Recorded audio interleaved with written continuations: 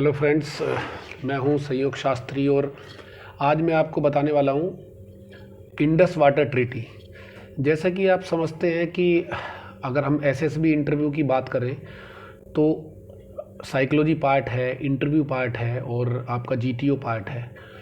तो अगर हम ये सारे पार्ट बहुत इम्पोर्टेंट हैं, लेकिन उससे भी ज़्यादा जो इम्पोर्टेंट है वो है आपका नॉलेज और आपका करंट अफेयर, आपका ओवरऑल जो आपका नॉलेज है और आपको जितनी जानकारी है नेशनल और इंटरनेशनल, वही आपकी साइकोलॉजी और आपकी जो सोच है उसको बढ़ाता है।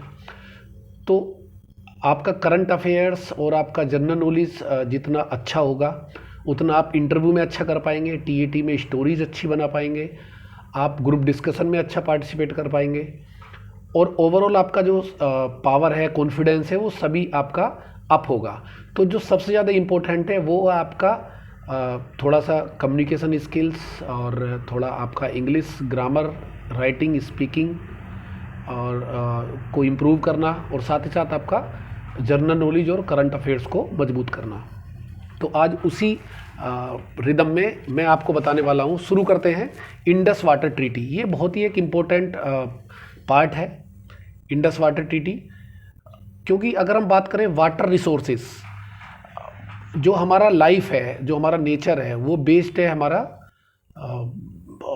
जो लाइफ है वो पूरा वाटर पे बेस्ड है। हमारी जो नेचर है वो है हमारे ट्रीज, एनिमल्स। तो ये किस वजह से है? क्योंकि अर्थ पे वाटर है। तो वाटर इज़ वेरी इंपॉर्टेंट। अगर वाटर नहीं रहेगा तो लाइफ बहुत, आप समझ सकते हैं कितना। तो इसलिए जब भी इम्पोर्टेंट, अगर हम कंपटीशंस की बात करें या एसएसबी इंटरव्यू या आईएएस लेवल की बात करें, तो वाटर जो हमारे रिसोर्सेज हैं वो बहुत ही इम्पोर्टेंट होते हैं और उनके बारे में हमको जानकारी होनी चाहिए कि हमारे चाहे कंट्री है, नेशनल और इंटरनेशनल लेवल पे जो रिवर्स हैं, आपने देखा होगा जो बड़े शहर हैं वो ज़्यादातर नदियों के किनारे पर पाए जाते हैं। तो वाटर रिसोर्सेज बहुत इंपॉर्टेंट है। और अभी हम इंडस वाटर ट्रीटी क्यों इंपॉर्टेंट रोल अदा करती है, आपको पता होगा कि जो पाकिस्तान है, पाकिस्तान के अंदर कोई भी रिवर नहीं है। पाकिस्तान क्या है? टोटली इंडियंस रिवर ही हैं जो पाकिस्तान के अंदर बहती है। तो आइए हम शुरू करते हैं। सबसे पहली रिवर, अगर हम छोटा सा कंट्री एक बात करें, ये हमारा उत्तरी पार्ट है। तो पहले इंडस रिवर, जिसको हम हिंदी में बोलते हैं सिंधु नदी, वो सिंधु नदी बहती है ऊपर। फिर नीचे श्रीनगर होते हुए झेलम बहती है।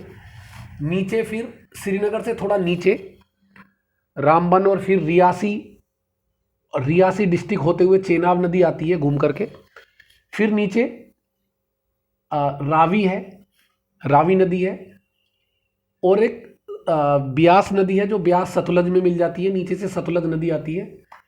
तो ये जो आपकी है, जो टोटल 6 नदियां हैं। तो इंडस वाटर ट्रीटी है क्या? 1960 में वर्ल्ड बैंक ने एक ट्रीटी करवाई थी इंडिया और पाकिस्तान के बीच, क्योंकि पाकिस्तान के पास कोई वाटर रिसोर्सेज नहीं है। जो भी वाटर रिसोर्सेज है वो इंडिया के से बहने वाली नदियों पे ही पाकिस्तान का पूरा जो निर्भर करता है, जो भी वाटर रिसोर्स है। तो हो सकता है कि आगे समय में इंडिया पानी रोक दे तो पाकिस्तान के लिए वो जीवन यापन उनका नहीं चल पाएगा। तो एक ट्रीटी हुई कि जो ऊपर की 3 नदियां हैं, इंडस, झेलम और चेनाब, इन 3 नदियों का 80% जो वाटर है वो पाकिस्तान को देना है, इंडिया को। और जो नीचे वाली 3 नदी हैं,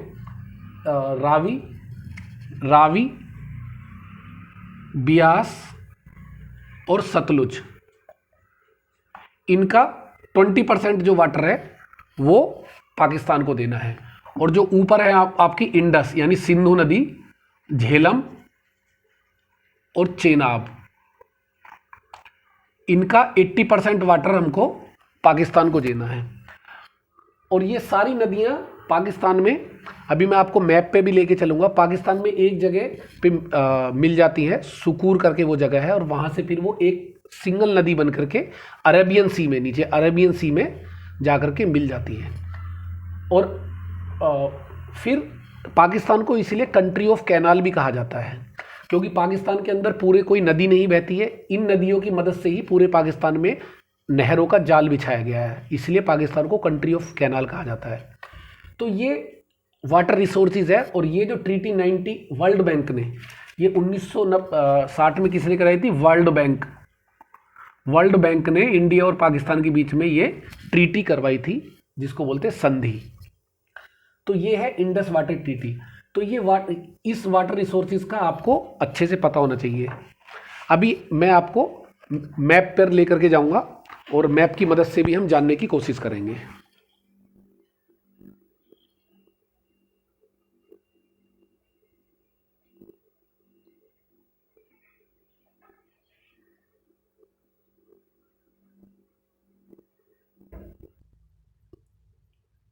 ये देखिए, अभी हम मैप की मदद से आपको बताएंगे। ये है आपका इंडस रिवर, जो यहाँ से लद्दाख से होते हुए, और ये यहाँ से फिर ऊपर गिलगिट जो आपने सुना होगा, और ये यहाँ से सिलास होते हुए, और ये पाकिस्तान में ये इंडस रिवर यहाँ से आ रही है।